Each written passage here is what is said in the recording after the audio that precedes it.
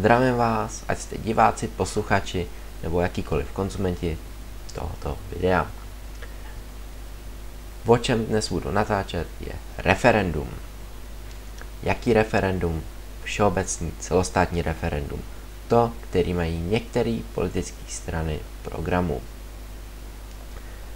Abych na úvod něco takhle řekl, o čem má nebo nemá být referendum, tak nebo zda je to vůbec nějaký téma, tak téma je to často se to zmiňuje v nějakých médiích, a to zejména o setrvání v Evropské unii.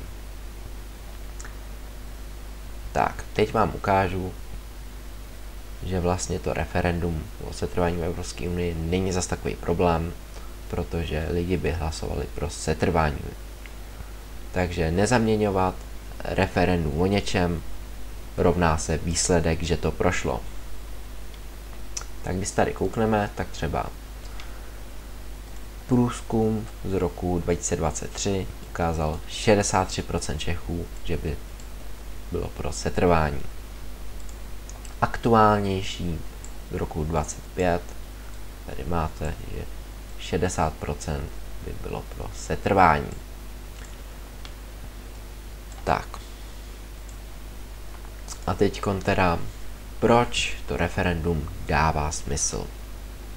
To referendum vlastně dává smysl, protože v současnosti vláda vládne a opozice toho moc dělat nemůže.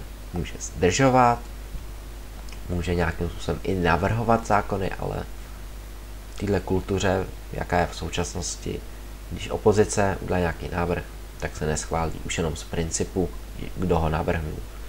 A třeba i občas se stane, že třeba pár měsíců na to přijde vládní návrh, který je vlastně totéž, ale vláda si za ní pak připíše zásluhy. No a samozřejmě není to jen, aby opozice mohla něco dělat, ale je to i kontrola té vlády, protože s nějakým výsledkem byli poslanci zvolení, ale nálada ve společnosti a obecně výsledek té vlády se může změnit, takže za 2 roky po zvolení, po volbách může být ta situace o něco jiná. Takže můžou tady být tyhle věci, pak samozřejmě o závažných tématech, aby vláda nerozhodovala sama, tak dává smysl, aby tam bylo to referendum, aby tam byla vůle těch občanů vyjádřená, protože například v současnosti můžete měnit, když máte dost poslanců, třeba i ústavu. A například tady jsem uváděl to vystoupení z Evropské unie. Vystoupit z Evropské unie můžou poslanci v současnosti bez referenda. Když jich bude dost, můžou si prohlasovat a bez referenda můžeme vystoupit z Evropské unie. Takže referendum určitě dává smysl a není žádný téma, o kterém by bylo špatný referendum, o čem by nemělo být referendum. Když to budou přát lidé, proč by nebylo? Proč naopak nedává smysl? No, samozřejmě nedává smysl v rámci třeba špatných témat, ale ty témata nebudou mít tu podporu a když tam budou vstupní bariéry, tak takový referendum prostě neproběhne. Takže špatně, že by referendum nemělo dávat smysl. Jako tu možnost toho referenda. To vlastně nedává smysl pořádně. Takže špatný referendum je pouze špatně nastavené referendum. A teď teda o nějakých těch vstupních bariérách, co by tam měly být, o nějakém tom nastavení, jaký by mělo být. A začneme u toho, jak by mělo vzniknout, nepřistane z nebe, někde se musí objevit. Takže samozřejmě máte tady možnost nějakých podpisů občanů, podpisy poslanců a může to být třeba 30 podpisů poslanců, 50, to je jedno kolik, ale aby opozice mohla něco dělat, takže menšina v poslanecké sněmovně, ale početná menšina. A samozřejmě podpisy občanů, může to být třeba 300 000 a ideálně bych tohle zkombinoval, aby tam byli jak ty poslanci, tak ti občané podepsaný. A konkrétně já bych zvolil třeba 30 poslanců, že by se muselo pod to podepsat, ti by vypsali to referendum, dali by tam přesný změní, aby to nebylo obecně bude se hlasovat o tomhle, ale nebudou tam vlastně ty detaily, nebude se vědět, o čem se hlasuje, bude se vědět jenom téma, ale vlastně nebude to dobře napsaný, jsou to zákonodárci, tak ať to sepíšou, jsou za to placený. A když by to takhle vypsali, tak by následně mohli sehnat ty podpisy občanů, třeba 300 000, ať je to nějaký relevantní číslo, a následně by to referendum mohlo proběhnout. Samozřejmě mělo by kritéria, jak by mohlo být vypsaný. Takže určitě by nemělo být víckrát než za jedno volební období, respektive vládní období, takže který je teda 4 roky, takže mělo by to být větší lhůta, třeba 5 let, můžeme se bavit, jestli by to bylo 5 let, 7 let, nebo jakýkoliv jiný číslo, ale já osobně bych zvolil třeba jednou za 5 let, že by mohlo být o tom stejném tématu to referendum, aby se nehlasovalo o tom samém pořád a pořád dokola. Samozřejmě s tímhle bych spojil, že když by se hlasovalo znovu třeba po těch 5 letech o něčem, tak by nemohlo se použít to starý referendum a museli by se znovu podepsat poslanci, znovu to sepsat a znovu sehnat podpisy občanů, aby se ten starý list jenom nerecykloval každých 5 let znovu a znovu. Další omezení, který je taky časový, ale zároveň zajistí i vlastně velkou volební účast a dá pryč takový ty nepříjemnosti, jakože někdo si musí vzít dovolenou, protože jsou volby, aby mohl jít volit. Nemůže jet na prázdniny, nemůže pracovní cestu, nemůže prostě něco dělat. Tak spojil bych to s jinými volbami. Spojil bych to s volbami do poslanecké sněmovny, komunální volby, prezidentské volby a eurovolby. Samozřejmě nějakým způsobem tohle se může lišit, jsou různé volby, například do krajů bývá menší volební účast a tady ty volby, ty 4, co jsem jmenoval, vlastně platí pro celou Českou republiku.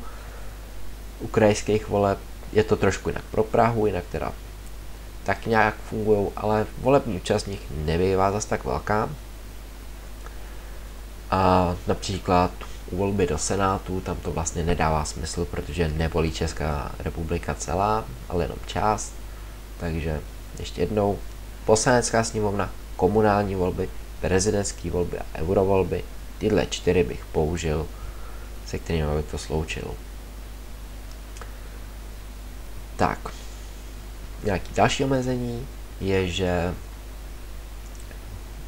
muselo by se o tom vědět dopředu, aby to nebylo, že zbudím se a za měsíc jdu volit o nějakém tématu, o kterém vůbec nic nevím a nemám čas si to nastudovat.